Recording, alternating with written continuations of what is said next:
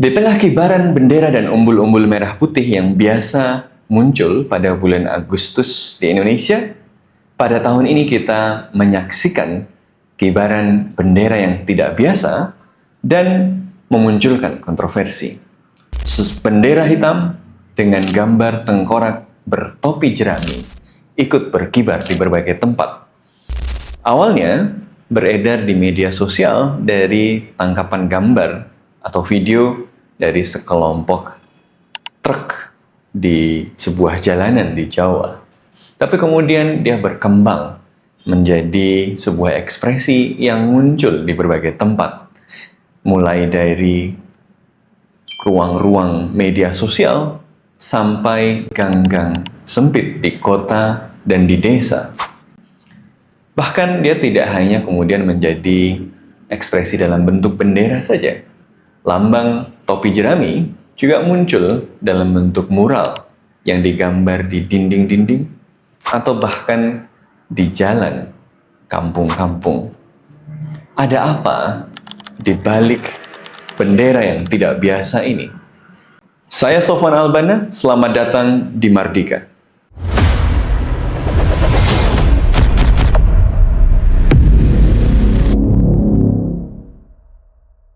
Memahami pertanyaan ini akan membuat kita dapat memahami kenapa respon pemerintah atau sebagian kalangan yang berkuasa untuk melarang pengibaran bendera topi jerami atau bendera One Piece ini justru mungkin kontraproduktif.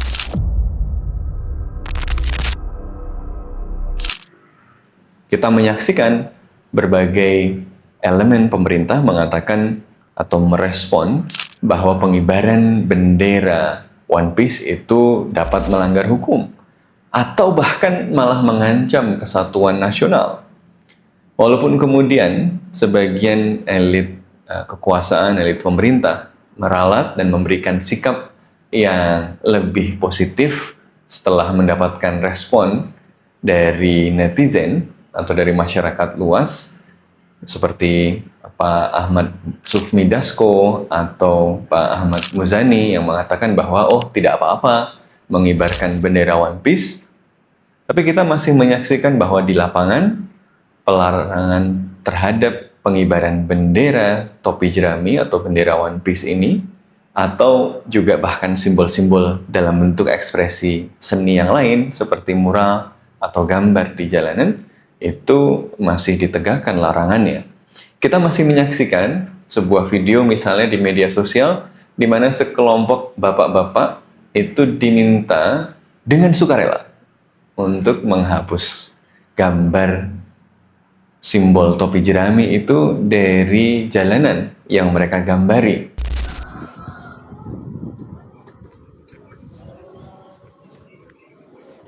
Setelah sebelumnya mereka posting karena dilarang mengibarkan bendera, kami gambar aja deh, gitu kan.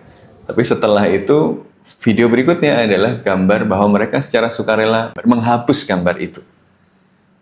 Sukarela, barangkali, tetapi yang jelas kesukarelaan itu dalam video itu digambarkan dengan ditongkrongi oleh sekelompok tentara. Ya, Anda bisa menilai sukarela atau tidak.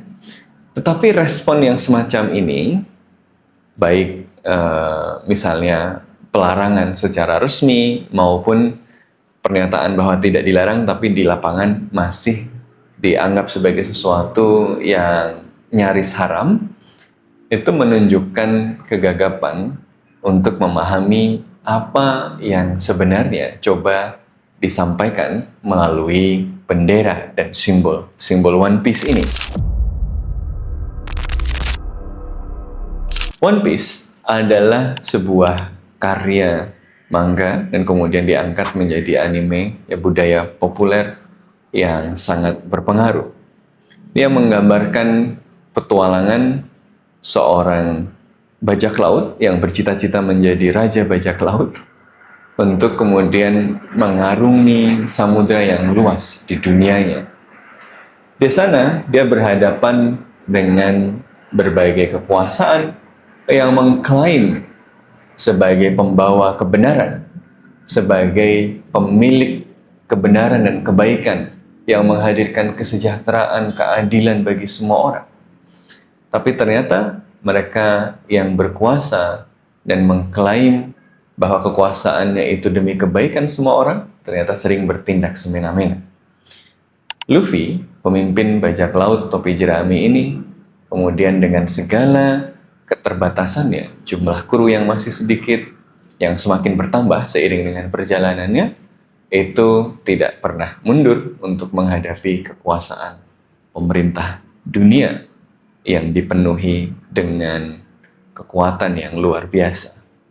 Ini adalah kerinduan, ya, bahwa ada kekuatan semacam itu yang tidak berkompromi pada kekuasaan, ya, di tengah kekuasaan yang sedemikian zalim, kekuasaan pemerintah dunia di dalam komik itu yang sedemikian zalim, ternyata ada segelintir orang yang kemudian mau menggerakkan perlawanan.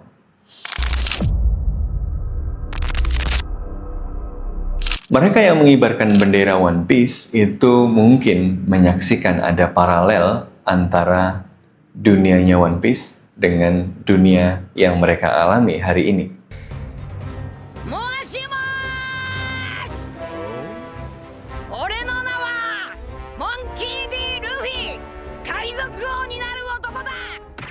Seperti para penduduk Wano, barangkali mereka merasa sedang dieksploitasi.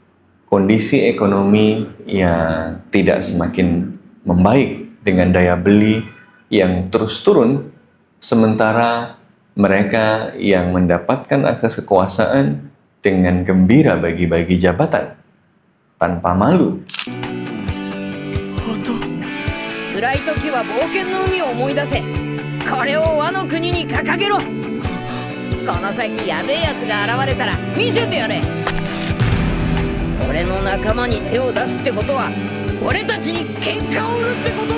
Kita juga menyaksikan kasus korupsi terus terjadi.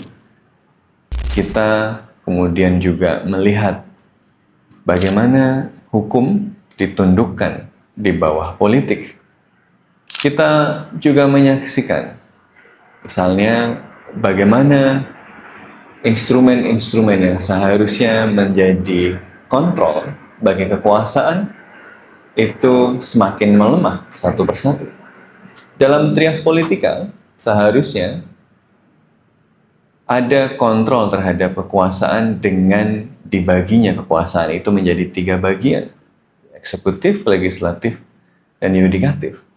Tapi kita menyaksikan bagaimana legislatif pelan-pelan itu berubah kembali menjadi paduan suara. Sementara yudikatif yang seharusnya otonom kemudian mengalami pelemahan. Hakimnya bisa ditarik atas permintaan DPR. Mahkamah konstitusinya bisa berkompromi dan bahkan melanggar etika untuk kepentingan pemilihan umum. Pengadilan bisa kemudian ditundukkan dan dipermainkan untuk kepentingan politik sebagaimana kita saksikan dalam berbagai berita akhir-akhir ini. Kita ke informasi lain, kemunculan bendera bajak laut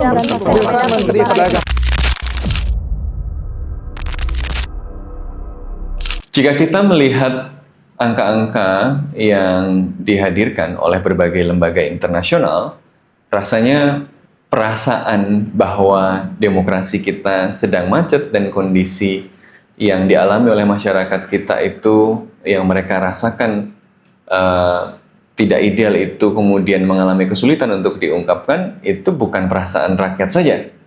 Kita menyaksikan misalnya bagaimana Freedom House itu mencatat penurunan tajam di dalam skor kebebasan sipil dan hak politik, di mana indeks demokrasi Indonesia itu turun dari skor 62 pada tahun 2019 menjadi 57 pada tahun 2024. Indikator lain seperti kebebasan pers itu juga mencatat penurunan. Indonesia kini berada dalam posisi 127 dari 180 negara menurut World Press Freedom Index. Economist Intelligence Unit malah menilai Indonesia sebagai negara demokrasi cacat. Ada yang malah menilainya lebih buruk lagi. Videm Institute melihat Indonesia tidak lagi sebagai sebuah negara dengan status demokrasi elektoral, tetapi menjadi otokrasi elektoral. Berarti perasaan masyarakat yang diekspresikan dengan bendera One Piece ini sebenarnya tervalidasi juga oleh masyarakat internasional, oleh lembaga-lembaga internasional. Jadi bukan cuma kekecewaan mereka yang kalah pemilu, tapi perasaan yang dialami oleh masyarakat yang luas. Karena itu menjadi penting bagi mereka yang berkuasa untuk belajar mendengar. Jangan sampai upaya mendengar aspirasi hanya menjadi performa yang dipertunjukkan menjelang pemilu, tetapi diabaikan setelah pemilu usai. Jika tidak, penggunaan budaya populer semacam bendera One Piece ini akan senantiasa muncul sebagai opsi perlawanan yang dilakukan oleh masyarakat. Bendera One Piece ini bukan sesuatu yang unik dan bukan kali pertama simbol budaya populer itu digunakan untuk menunjukkan perlawanan. Di Thailand, beberapa waktu yang lalu kita menyaksikan simbol 3 jari yang digunakan di dalam film Hunger Games atau novel yang diangkat dari novel Hunger Games, itu digunakan sebagai simbol perlawanan terhadap junta militer Thailand yang melakukan kudeta.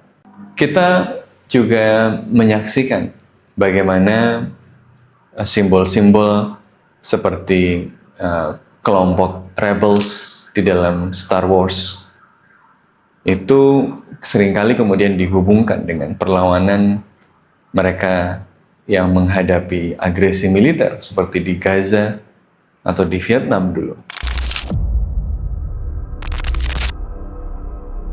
Penggunaan budaya populer oleh masyarakat adalah sebuah upaya yang dilakukan oleh mereka yang lemah, yang tidak memiliki sarana karena sarananya sudah dibajak oleh kekuasaan, sehingga saluran-saluran itu kemudian muncul dalam bentuk yang relatif subtle, yang relatif tidak terlihat, relatif tidak berbahaya, tetapi kemudian bisa menyampaikan pesannya dengan kuat, terutama di kalangan masyarakat yang memiliki perasaan yang sama seperti perasaan tertindas atau menaksikan ketidakadilan. Namun, ketika kemudian dia direspon dan kemudian disekuritisasi kembali, maka dia malah menjadi sesuatu yang semakin kuat arti simbolisasinya. Jadi kalau semakin dilarang, biasanya dia justru akan semakin menguat. Jadi alih-alih berdebat soal pemerintah harus melarang atau memperbolehkan bendera One Piece, saya kira lebih penting bagi pemerintah untuk kembali belajar mendengar dan melihat kenapa ada ekspresi-ekspresi yang tersumbat sehingga mereka menyampaikannya lewat budaya populer seperti bendera One Piece ini. Jika tidak bersegera belajar mendengar, saya khawatir bendera yang dikibarkan nanti tidak lagi bendera One Piece, tapi bendera Revolutionary Army atau bendera Night Raid, atau malah berkeliarannya Batosai si pembantai. Yang ketahuan angkatannya. Terima kasih. Salam Mardika.